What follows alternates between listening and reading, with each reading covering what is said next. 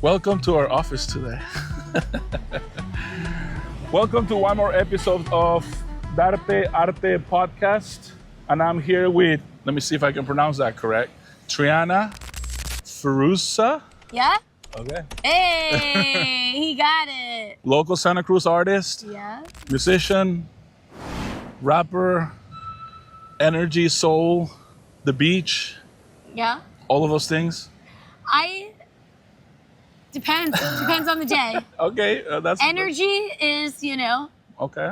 that's always one. Mm-hmm. Some days may be better than others, Yeah. but we're very lucky to be in sunny, naturally 65-degree weather all the time. Right? So That's it's pretty why I moved good. here. Yeah.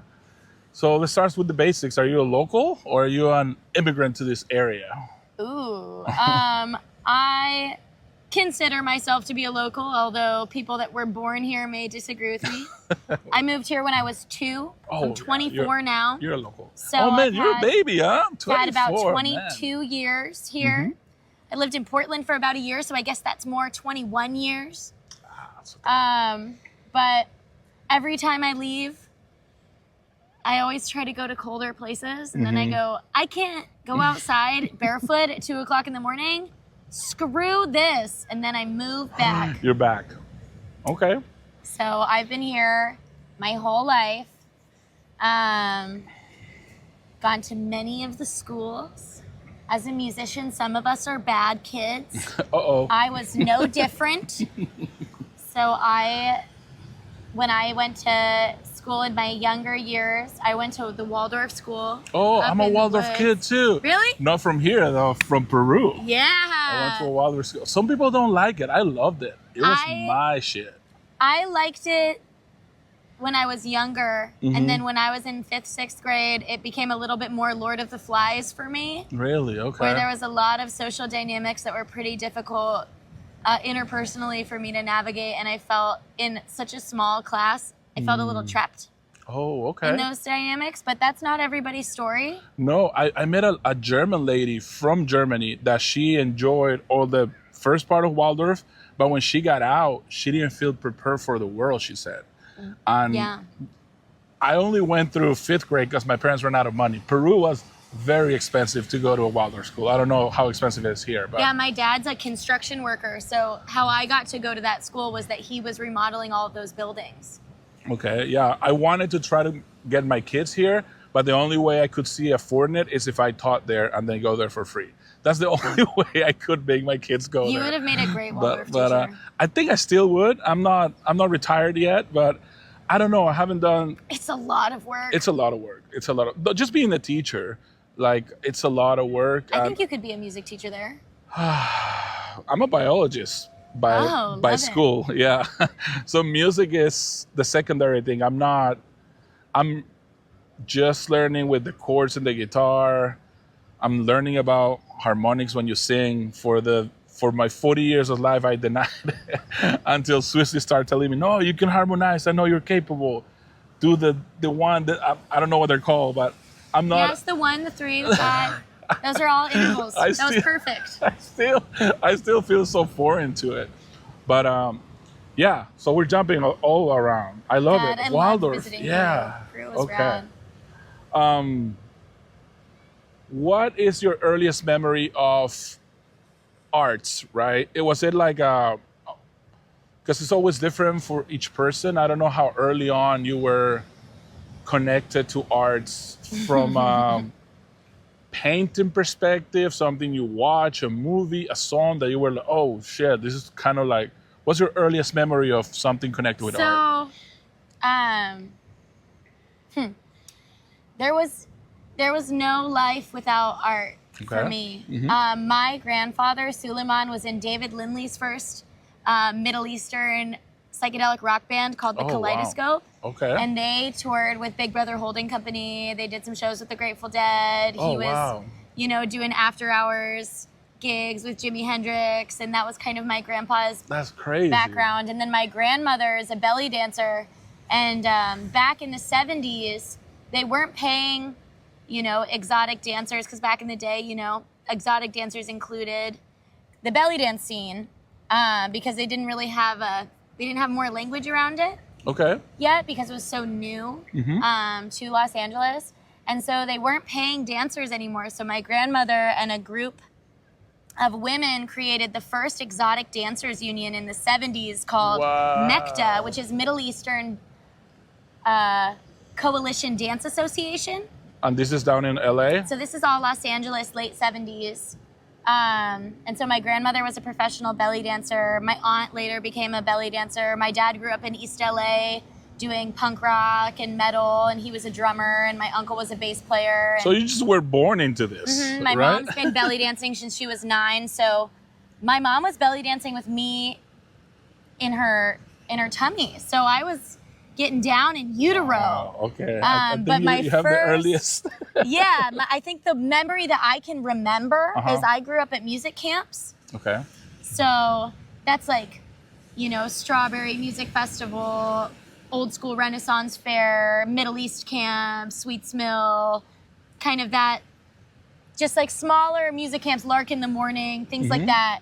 And my first memory is I think I'm 2 or 3 years old, and I'm on top of this thing called a tapan, which is this big drum that you have straps over your shoulders. And my dad used to play it, and you play it with sticks on either side. And you were on the drum. And I was dancing on the drum as maybe I was 3. And my brother was playing violin, and my grandfather was playing the chumbush, which is like a Turkish banjo. Okay. So my family does like belly dance music, like Middle Eastern music.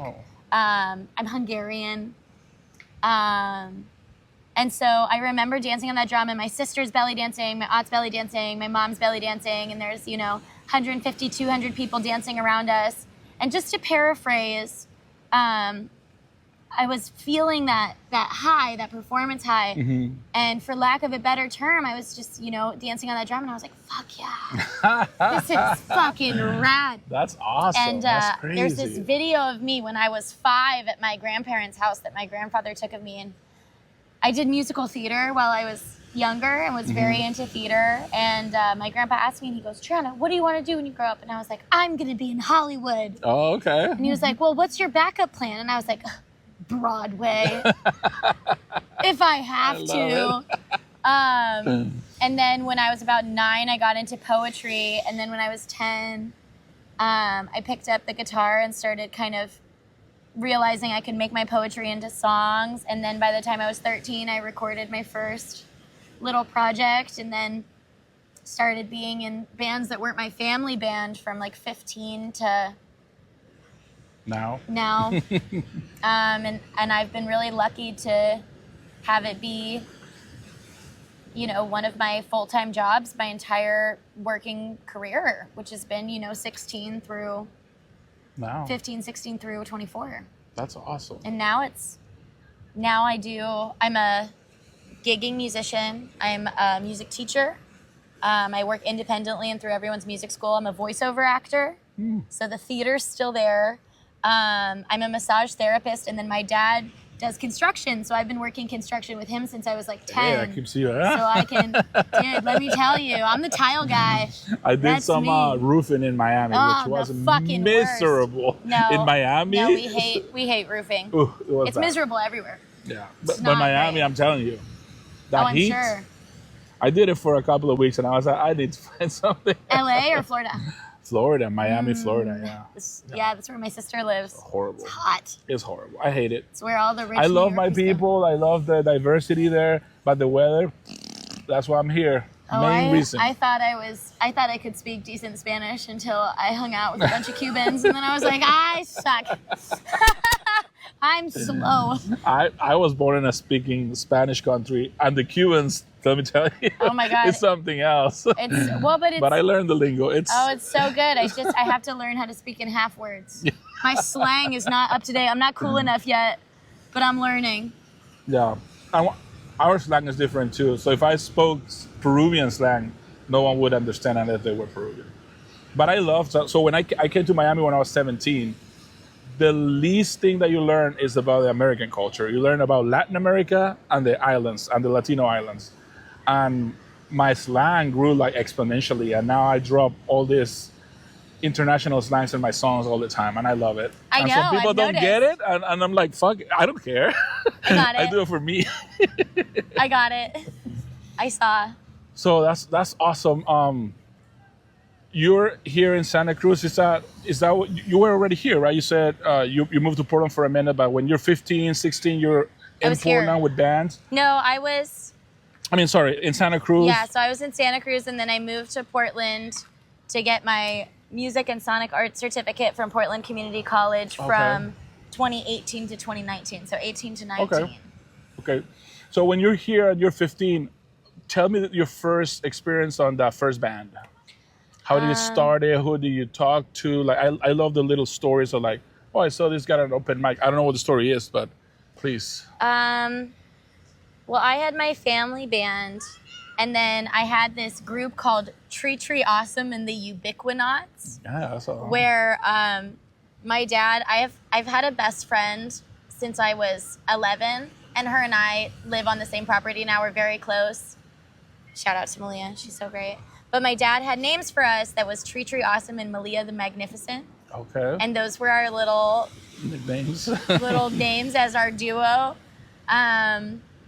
I was really into comic books, so he gave me my little comic book name.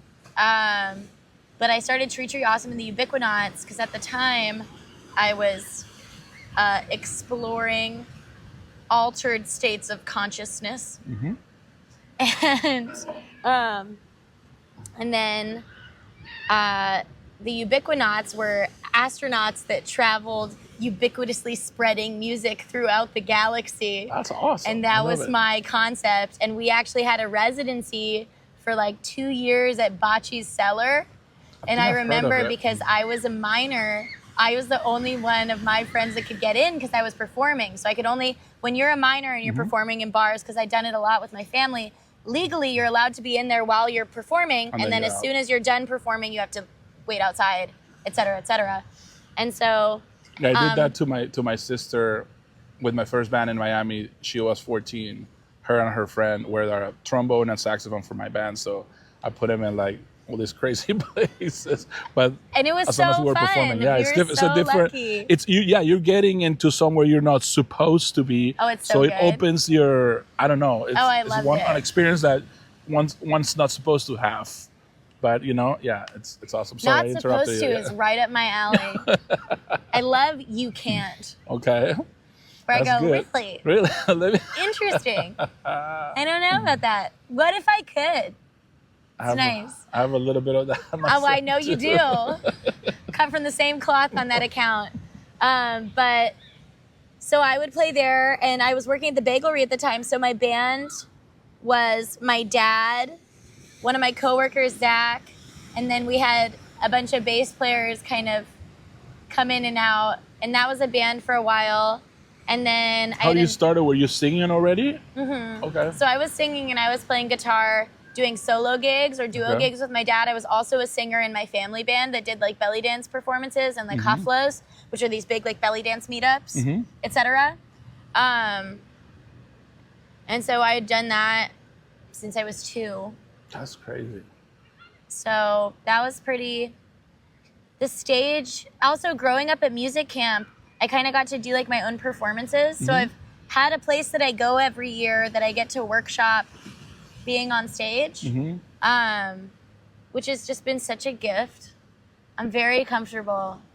On stage is my zone. Oh no, I've seen you perform live once. I've seen all your videos, but in the Monterey Dali Museum, which has 1,000 names now, but the Dali Museum, when I saw you perform there, I thought, oh yeah, you own the stage. Yeah, I feel very comfortable there, but it's because of my, my background, and I've just been really fortunate to have lifelong relationships within community and within like musical tribe, and that's been insurmountable for my progression and cultivating, what my artistry is, and it's all that I fucking do. It's all I do all the time. That's awesome. Yeah, it's great. It's exhausting, and I'm also so grateful. Yeah, no. It's great when you're like, I work all the time, and somehow I'm still poor. I don't know how that works. But at the end of the day, you get to look at it and you get to see, because what it is I feel like for most artists, it's not a lack of ability, it's a lack of consistency. And however much you put into it is what you get out. And so right now it's just like a lot about, team building and business building and grants and figuring out funding and treating it, like a business. And so it's hard because my dad is an artist, a painter, and he never was able to make it, but he's not a business person. So most artists are not, and you have to kind of like learn it a little bit. I'm a crazy amalgamation of my mom, who's a super hardworking lady with a little bit of artist, but then my dad is the artist, and I'm a scientist too. So I have a little bit of both. So people are always surprised that I don't smoke weed or that I show up on time.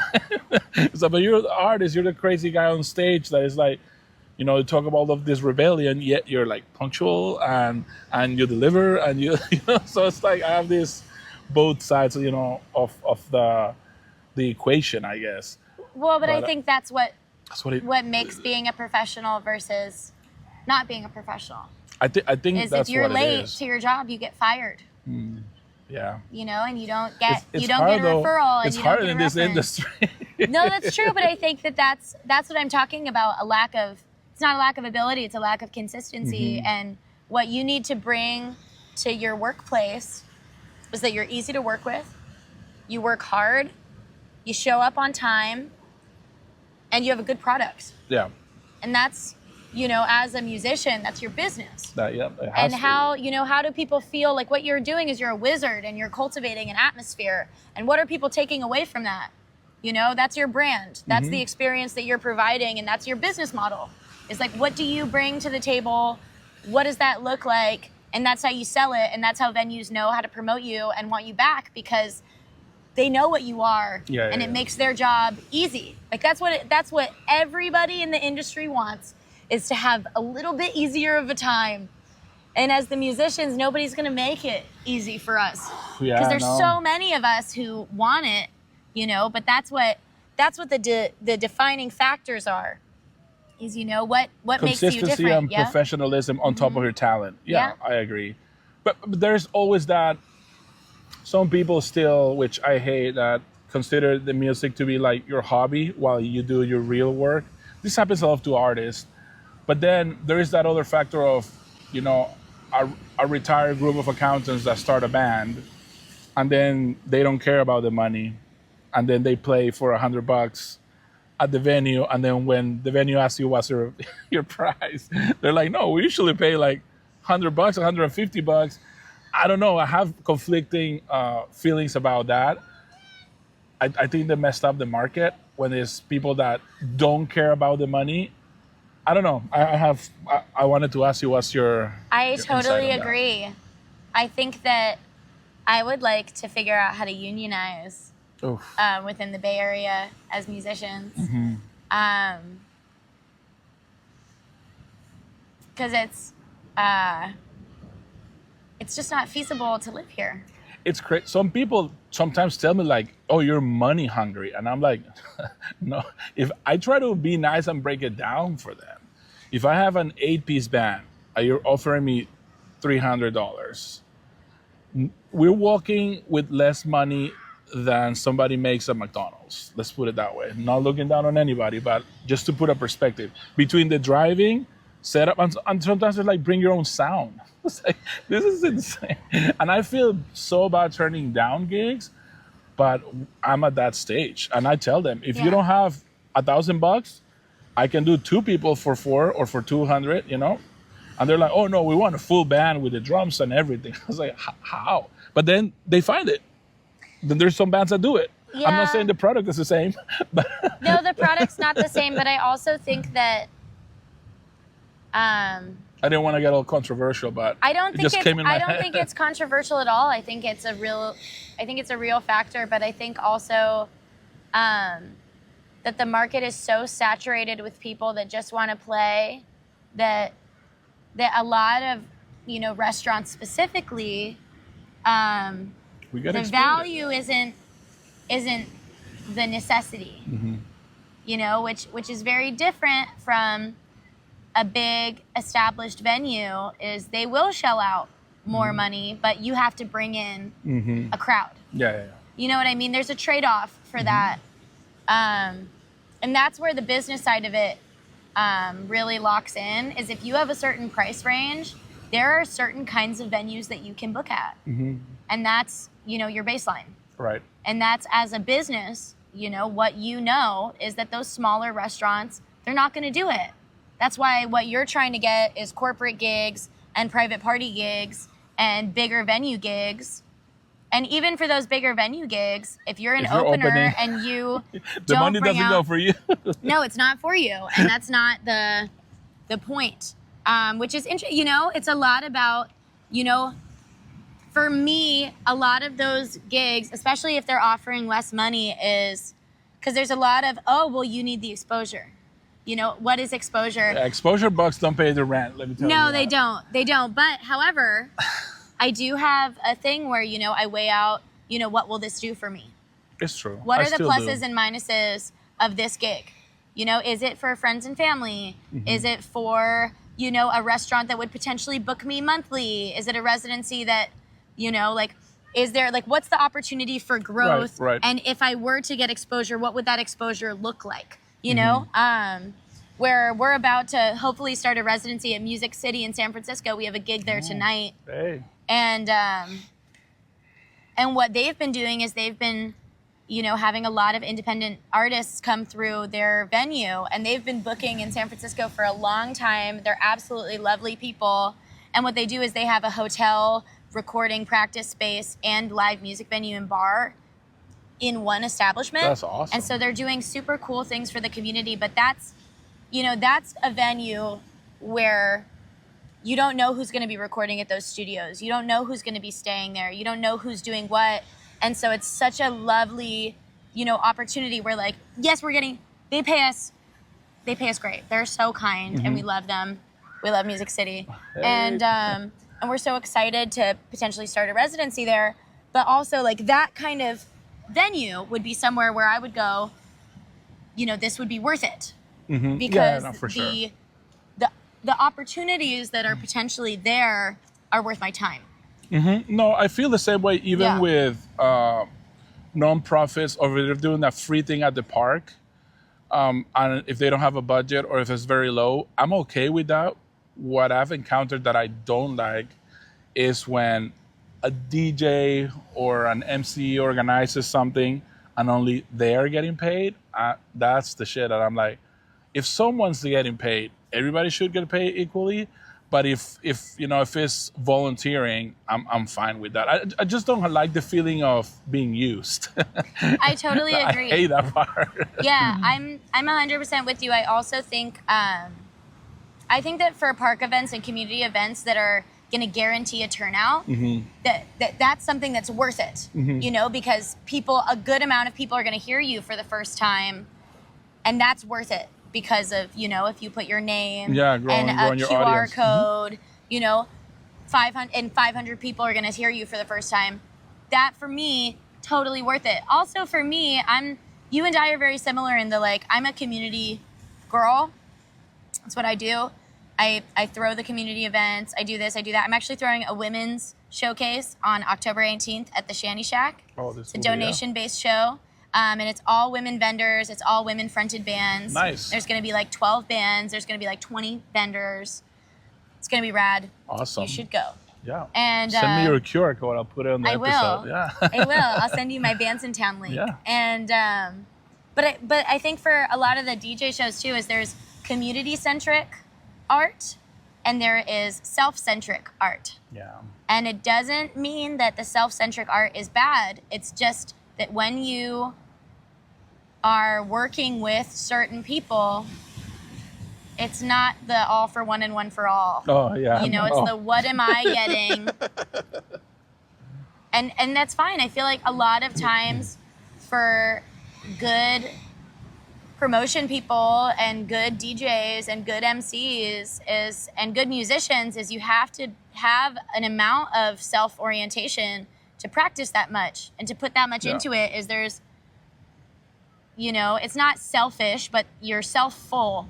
Right, but does that make sense? Yeah, I know. It's but also I don't think it's good to use people. I want to be very clear about that. I don't like it either. I think it's dumb. I also think that if a DJ is getting paid $5,000 and the band is getting paid $500 for the same amount of time, that it's that's insane. I have my own feelings about that. Yeah, no, I have very strong feelings about But that. But also knowing your self-worth, right? Like, I'll put myself as an example. Sensory Tribe is 8 years old.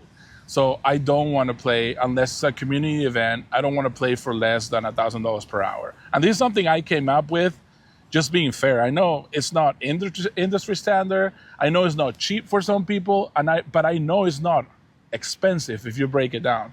But then I also have the Duo, right? That is like 2 years old. So I know that product needs a lot more exposure in order for people to see it. And then I can up the price as they see what the product is. Yeah. Sensory Tribe is established, right? I know we're not from Santa Cruz, but we have a sound and people know that. So, and I feel bad, depending on the situation, making my A-piece band play for, this is gonna cost you $50 in gas instead of you getting anything out of this. So it's complicated, but I do recognize that it all depends on the product and the trajectory, your history, all of that. I mean, you can demand more money if you have a turnout. Yeah. That's really what it breaks down to. Mm-hmm. Is if you want more money, So how many people are you gonna bring? Yeah. You're like, I can confirm 250 to 300 people here tonight. Yeah. And if you can show that, that's it. The venues, you know what I mean? It's like that's unfortunately the trade-off. Yeah. Where you're like, which is hard. The business is hard. And they, especially in this county and Monterey County, they don't want to, It's just not a necessity because of, the bands that we were talking about. But also I'm not saying that that's wrong. I think that if you're willing to play just to play, I think that's a beautiful thing. And I in no way mean to discount that, Bless you. Thank you. Or salud. I don't know. We just say in Spanish, we just say health. We don't say anything with God. Health. Yeah, no, that's 100% right. And yeah, the business side of it is tricky. It's tricky, but also I think that for a lot of musicians, they kind of view it like the movies, where there's going to be that one person listening to you at that one show, and your entire life is going to change. Yeah. And while it is a lot of my friends' careers that are touring full time and have, are where the next plateau where I want to be, it is the right place at the right time. And luck is when preparation meets opportunity. Yeah. And when you're prepared, the opportunities come. But you have to cultivate your own opportunities. Yeah, you need to be ready. 100%. It's not going to be served to you because you're good. You made a really good song. And so that's I think that's the other side of it, is I think that there's a lot of people that expect because they're really good players that that's going to mean that they will be recognized as a valued business. Mm-hmm. But what a business is its numbers. It is. And it's how many people can you get out? What is your revenue from a live show? What does your audience look like? What are your numbers online? What are your Spotify with social media, listeners? they can just how many followers you have, how many, Which is hard, but it's also such a beautiful tool where making it is the most accessible it's ever been right now because of that. Where if you post every day and people see you every day, 100 people are going to know who you are in a month. Yeah, that's true. And if you have 12 months in a year, that's 1,500 opportunities for people to see you. And while that's overwhelming and a lot of work, it's like if you can learn to be consistent and cultivate a business, even if you're posting 3 times a week, as long as you have professional looking, engaging content and people can start kind of identifying and relating to you, it's such a beautiful opportunity to grow and to expand and everything, grow, expand, fractalizes. Grow, expand, fractalizes. That's how everything in the world, that's how all of our growing things and patterns exist. You're a biologist, so you know that probably better than all of us. It's like, so it's just so interesting to be at such a, it's so different and it's so plastic, for lack of a better word. You know, that screen, that interaction is so... It feels like that sometimes, but as a fan, when you see me as a fan, when I see something cool that a new kid has posted, I'm excited. Yeah. But then sometimes as a creator, I'm self-conscious. Like, am I like force feeding people? It's such a weird balance. I think that there's no oversaturation if the content is good. Mm-hmm. I think that if you're posting the same flyer 3 times in a week and there's no music and there's no nothing, nobody gives a shit. Mm-hmm. But if you have these cool, engaging videos and your story and, you know, but all of it's a plan. You have to have a rollout for all of the things. And that's the crazy thing about artists is like what my jobs are within making art is I'm the songwriter, I'm the music director, I'm a band leader, I'm an event coordinator, I'm a booker, I'm an agent, I'm a manager, I'm a travel coordinator, I'm a promoter. That's crazy. I'm a graphic designer. I am a publisher. I'm a social media manager. I'm a content creator. And like, I'm a grant writer because I'm applying to grants. Jobs you know what I mean? And so it's, but also it's like I'm a chauffeur. I'm getting gear from here to there. I'm a roadie. I'm like, you know, it's so many hats. I'm like a hydra. You know, I'm like, I got all these heads with all these hats on it, and then I have a depressive episode and one head gets cut off, and then 2 more hobby jobs grow back in its place. You know what I mean? It ain't easy. No, but 100%. Also I think it's enjoyable too. Well, that's the thing, is at the end of the day, it's like, you know, it's finding the line between more and enough. Mm-hmm. It's like, as an artist, I feel like because I'm so clear on what I want and what the goals are, that I lose sight of the journey and I get burnt out because I don't appreciate little wins. And every step and every new thing that you get to do, you're right. You have to celebrate, and you have to learn to celebrate and learn to acknowledge and enjoy learn to be it, excited. take a deep breath. Yeah, you know, I think that's the hard thing for me is I'm like, me too. I know what's next. I know what the dream is, but as soon as I get one thing under my belt, I'm like, okay, these 5 next things. And there's never like a time to smell the roses for me because I'm constantly like, what's next? What's next? What else? What else? What am I not doing? Right. You know, but what I'm learning to do now is like scheduling in time for rest. Hey, having 6 hours a week that I'm not playing. Nothing. Yeah. I'm not thinking about it. I'm not prepping. Like, it's cool to have a day a week that I'm not doing anything. And like, I feel like as musicians and as creatives, we feel like because of the content industry and how fast-paced everything is, that if we stop, that something's gonna happen. All of our progress is gonna disappear because consistency is relevance. Yes. You know, and it's so, it's just so interesting to have such a, it gets me kind of into like a Sisyphus mindset. It's a crazy balance that you have to have, but it's just such a fine line between, like, for example, just taking my big, nice camera to a concert. I'm no longer enjoying that concert. Now I'm a photographer trying to capture that shot, you know? So, like you were saying, scheduling time to rest is me. I'm not bringing my nice camera, because if I'm bringing my nice camera, I'm not enjoying this concert. I'm capturing it. I gotta say though, I rarely ever, I enjoy concerts, but I'm not a good audience member anymore. No, because I'll go, well, no, what I go is I go and I do homework. Yeah, I agree. You know, what I are go, they using? I go and I watch, and I'm like, how are you communicating to your band? How did you communicate to the sound people? I'll go check out the board. Does the sound guy look stressed out? Are their amps working? I'm seeing how they're talking to each other. Are they using verbal cues? What is their, what is their presence on stage? What did I like about their transitions? What didn't I like? What am I going to use for myself, and what am I going to leave? What did I feel like worked? What did I feel like didn't work? Do they feel kind of scripted when they're saying their lines in between songs? What's their bit? What's the brand? And how am I having that translate to me? So what is the atmosphere of the crowd? You know what I mean? Masters. Well, but it's, No, I hear you. It's just, that's what happens when we love it. But I feel you with the camera. We're like, I don't go to shows to go, to enjoy them. But I mean, that's not true. I enjoy them. I'm just not a good audience member. Right. I'm going to be, I'll dance and I'll get down, but I'll also be in the back, Studying. Yeah. checking it all out. Because that's what it is. It's all, we have so much to use and so much to take from, and so much amazing music comes through here, Monterey and Santa Cruz. Like, Monterey's got some of the best jazz players in the fucking world touring through there. Yeah. And Santa Cruz, through the Catalyst and Felton Music Hall. It's crazy. It's also, we're having fucking KRS-One coming through Woodhouse next month.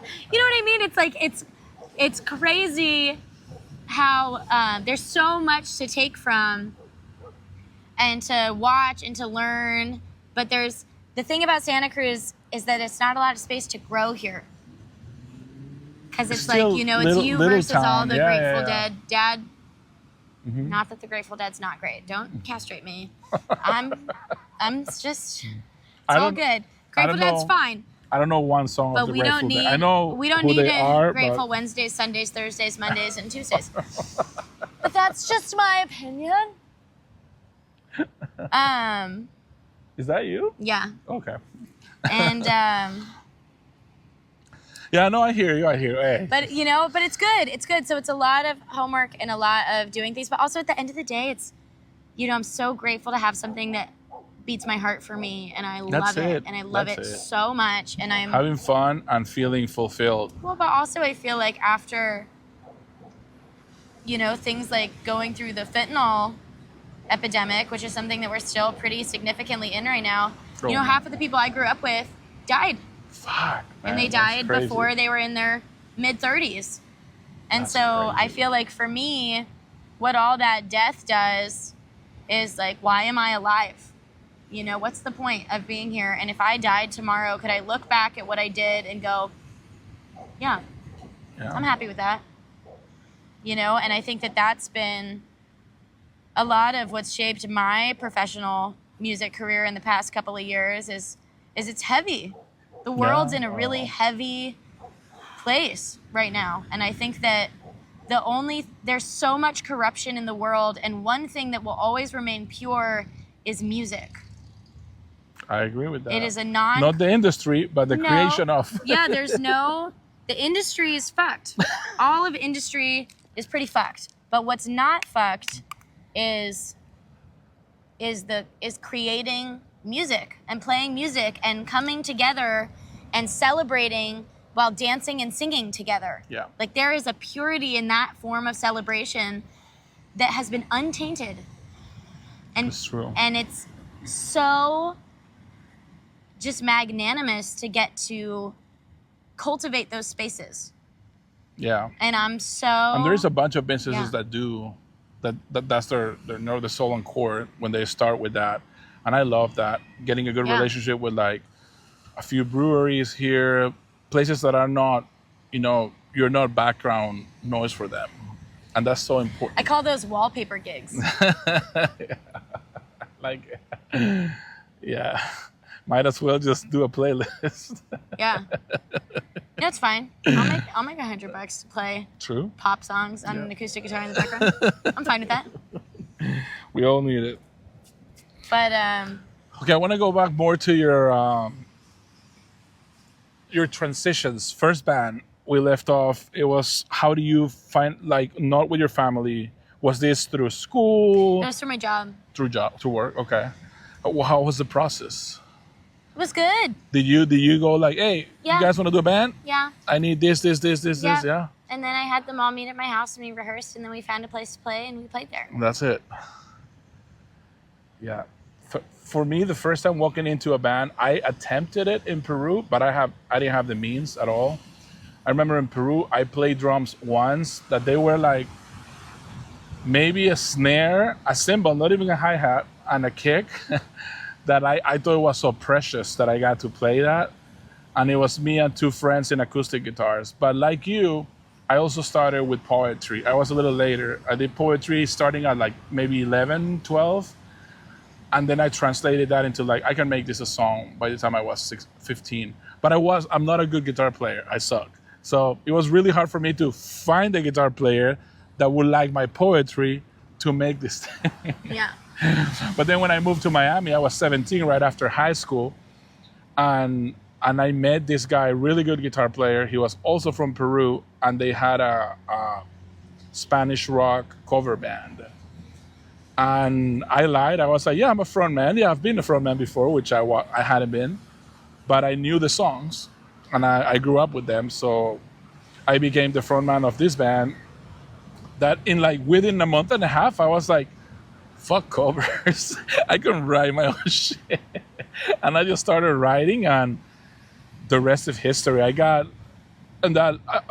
From high school, I was my role has always been like more of a leader. Like I want to do things, so that's what it took. I met this guy in Miami, and from then on, I've always had bands that are way more successful when I'm leading. When I try to take a step back and see what happens, fuck, nothing happens.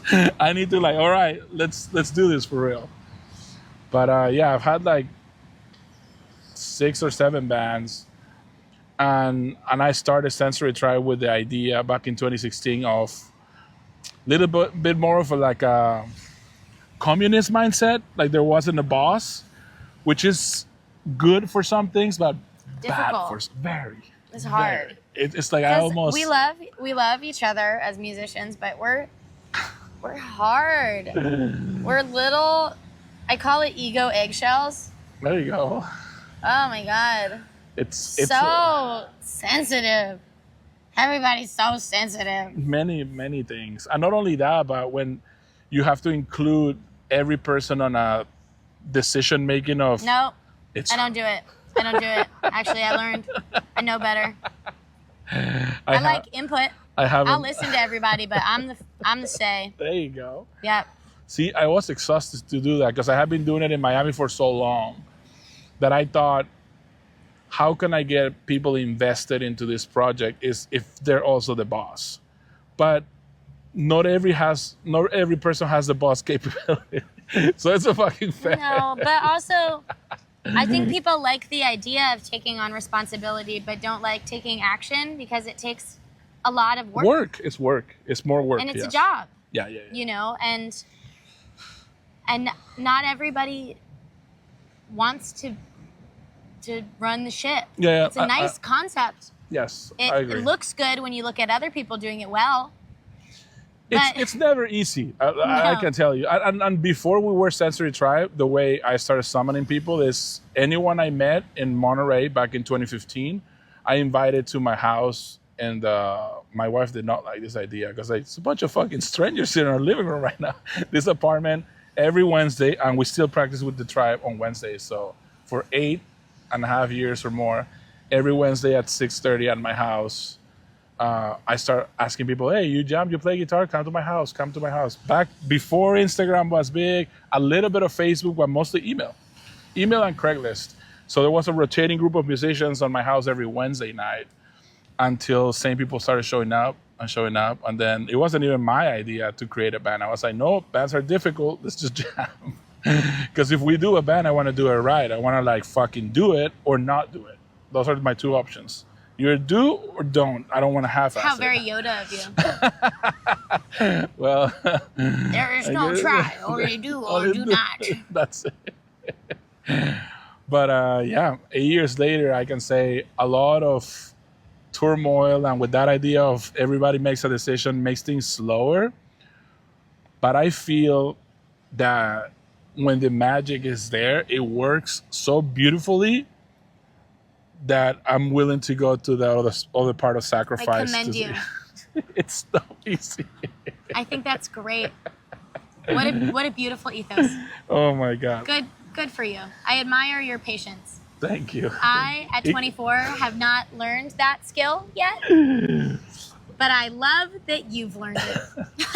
It was my trial and error. And it really, having an 8-piece band group prepared me to be a dad.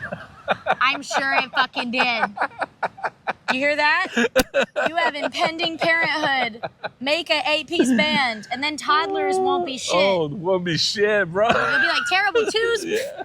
You haven't fucking taken care of a bass player that got too drunk on the job, dude. Let me tell you, helping somebody find the potty and helping somebody find the one, very different. Yeah, it's true. It's funny because it's true. Okay, first band, Santa Cruz. you're 15, 16. How are you moving forward with it? You're writing a lot. Are you doing more covers? How's that going? A lot. I wrote a lot. And then I started doing covers and doing more acoustic guitar solo gigs and duo gigs with my dad. How's the guitar for you? It became easy for you? No. No, also everyone in my family is like prolific musicians. And so nobody had the patience to teach me guitar because I sucked. And everybody was very good. And I did not pick it up naturally. I was not a naturally gifted musician. Same here. And so everyone in my family was fucking frustrated. I love them very much, and I'm happy that they, listen for a second. But if I couldn't get a C major chord in 5 minutes, they were like, I don't want to fucking be here. Go on YouTube. Google it. I'm 42 years old man, and I'm just sorry. With Western medicine, you're not old anymore. I hate to be the bearer of bad news. Maybe when people died in their 60s. Old. Yeah, I'm sure, but we're making it to like 105 now. You think so? I know so. I'm eating bad enough to okay, check good. out You'll at die 80s. Soon. Fine, you can be old. If that's where you want to go. You get sure. You run with it. It's your story. I accept. Right. Okay. Sorry. You're old. Continue. But in the past 3 years, I've learned more of guitar, and not because I want to show off as a guitar player, but because that just having the basics of strumming, and now I can kind of like sing something because I'm also a bad singer. I can sing something. That's such bullshit. That's such fucking bullshit. But people call it all the time. No, I don't think you're a bad singer.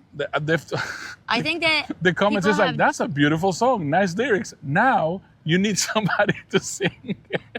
Yeah, well, you know what? Fuck them. Yeah, fuck them. Also, fuck I'm them. a lyricist, okay? I don't claim to be a good singer. I'm a lyricist. I think that words have power, and the more you tell yourself that you're bad, the more you're going to internalize that you suck, and that's actually not great for your confidence as a singer. So just as a voice teacher... Okay, I'm good. Cut it out. Okay, all right. That's it. But also it's like we all get to learn. We all need to learn more. But like the more you... And this is the thing for everybody that's picking up an instrument or voice or whatever, is it's a fucking muscle. And if you don't work out, you're not fit. And if you do work out, then you're fit. And other people are going to have their own... There's 8 billion fucking people on the planet. Not everybody's going to like you. No, true. You know what I mean? But what's going to make you of value and a view of a value product is for you to like yourself. Mm-hmm. And I do. I think that's great. Maybe start by not saying that you suck. I don't suck that much. That's right. Sorry. It's all My good. mama bear came out. I like it. Check me. Yeah. Okay. I think you sound great. Thank you. I really like your stuff. Thank you. I bark into a microphone. That's how barking was born, because I bark. But if I need to edit anything when I'm making music, it's the lyrics. And I learned that through English class back in Oregon. I was in the Coast Guard in Oregon, and I had this conception that if I write something, I'm such a proficient writer that it's done and I can write something new. Never. And I'm never gonna touch it again because it's done. Yeah. And that was my is that moto? I don't know that word. That was what I did when I was between... That was your MO. MO. Between 16 and 25. I wrote that thing, it's done. Then I took a class in English, and the teacher taught me the importance of editing, and she explained it to me the best way I can remember now is you're writing something because you want people to hear you, right? And you feel better if they understand you better. And that's all it took. It's like, fuck, I need to edit shit because I want to be as clear as possible. And sometimes I don't.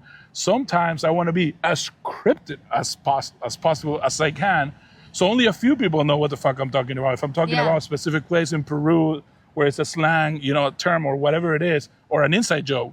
Sometimes I throw lines in there that, excuse me, that is a funny joke I have with my wife.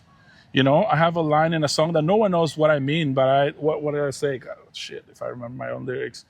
But hyperbolic, message don't need to revise, because we always make fun of the murder documentaries when they say, she was so nice, she was liked by everybody, and then she was murder. Like the requirements to be in a murder show is to be a nice person, and then everybody will murder you. So that's an inside joke that I wrote that line in a song that has nothing to do with it for my wife, for shit and giggles, and no one else.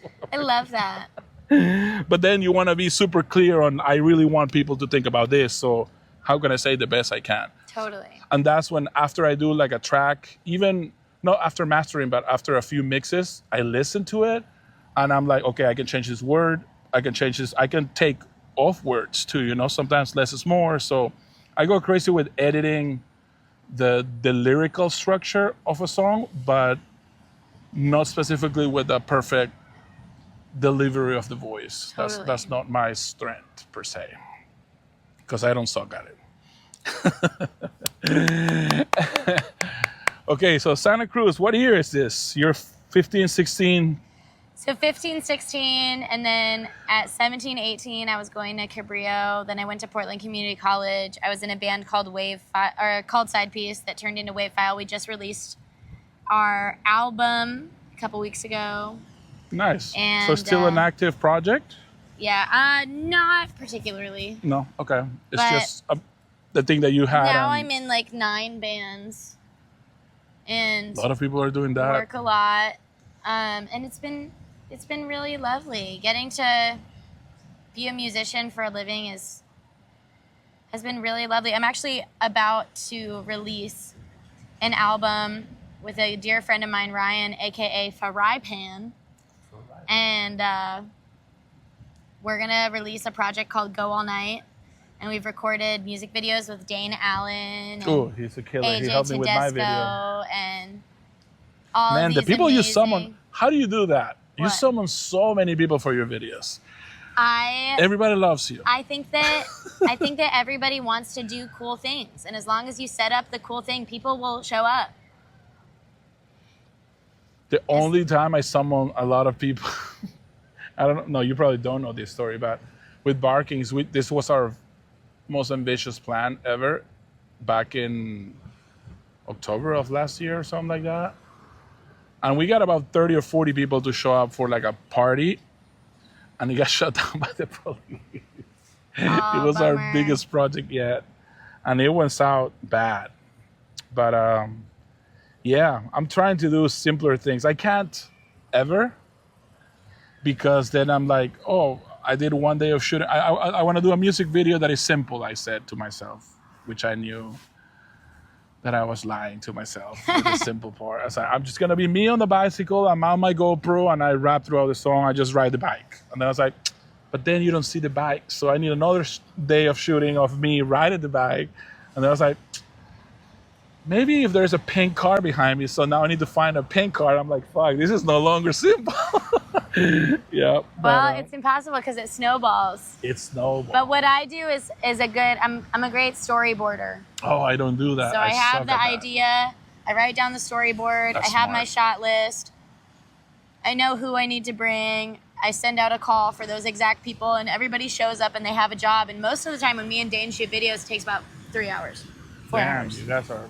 Because it's planned, you know. Yeah, yeah, yeah. But that's the big thing is like, you can accomplish so much in this industry, but you have to have a plan. Yeah. You have to have a mode of operations. See, I'm a little messy with that because That's okay. I don't have the means, the money, or the good friends to just... I don't have a team, so I always need to summon a few extra people because I don't know if everybody's gonna show up. Yeah. And I don't, you know, so I've been in a few times where the people show up with not the right gear, like... I think I'm also pretty lucky because I grew up here. That's different. You know what I mean? Like, these are my... Yeah, I moved here when I was 30. Yeah, like, you know, but I've known a lot of these cats for, 10, 20 years. Yeah, it's true. It's true. So... And I knew I'm the first one of my family stepping on Monterey County ever. Like, there's no family around here. Yeah. I just came here because of the weather, and I was like, I'm gonna try to live that Cali life because I wanted so to. good. Because I wanted to. I was like, I'm gonna go. I didn't like Miami. I'm gonna move west. If I don't like California, I try Hawaii. If I don't like Hawaii, I'm going the fuck back to Peru. But luckily, I was right about California. I was right about little town. Everyone I told I want to move to California, they're like, LA, 7-lane highway. And I'm like, I never say LA. Like, you think California is only LA. You're wrong. And of course, these people have never been to California. Of course. But little town, man. I was testing slow, and then I found Monterey because of the aquarium, and I got an internship there right after graduating from the University of Miami. And the rest is history. This is my town. This is a place that I've lived at the most consecutively, 12 years here. Before that, I was a nomad, moving every couple of years. And this is my town, so my kids were born. It's where I met my wife. I'm a local. I'm a transplant, but I'm a local. We love it. We love to see it. You want to play a tune? Let's try something. Let's see. Are you doing okay? I know it's kind of hot. It's beating on us, huh? Are you okay? You're a local. Okay, all right. Hey. I have fuck shoes tattooed on my foot. I was 14 with access to a tattoo gun. The rest is history. So I'm going to do a song, and then I'm going to leave space, and you're going to bust a freestyle, or what do you? Let's do that. Okay.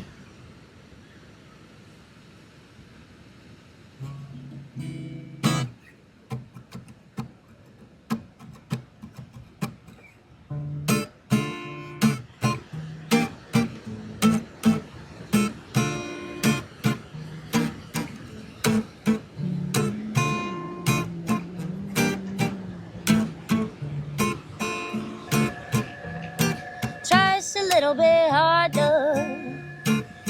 Ain't trying to be no side. Yeah. Just a little bit harder, babe. You know that you got my eye. I know that when you walk by, I make it too easy for you. You know what I'm gonna do. Just wanna dive, and all you do is fantasizing. Centerpiece, but you won't say shit to me, and I'm searching for relief, but you wanna go with me, cause you like how I feel, and you won't make it real, and I don't get the appeal of keeping me on the string, so just a little bit harder, babe, just a little bit try.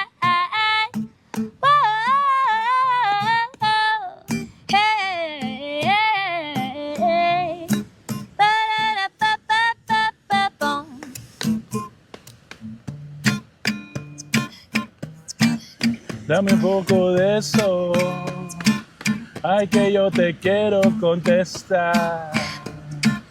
Dame un poco más de ese amar. You give me opportunities and I don't wanna take.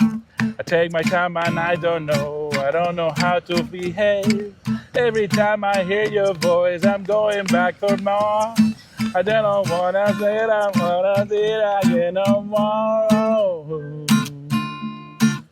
Just a little bit harder, babe. Just a little bit harder, babe. Just a little bit harder, babe.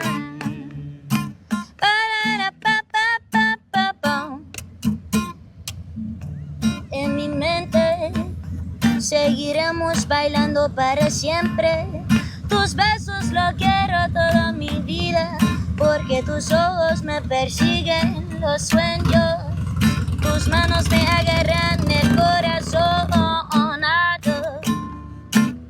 Ain't trying to be no say no. Just a little bit harder.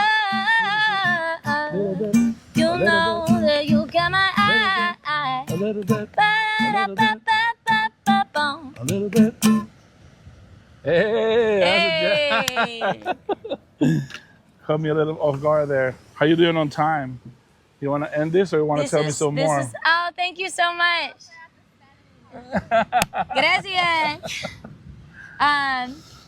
So that's it. I'm Trianna Feruza. Trianna Feruza on Darte Arte podcast. We're here, Monterey, Santa Cruz. If you want to be on the pod, tell me, hey. It's online. I'll send it to you. Get it. All right. So one more time, thank you for watching Darte Arte podcast. See you next time. Thank you.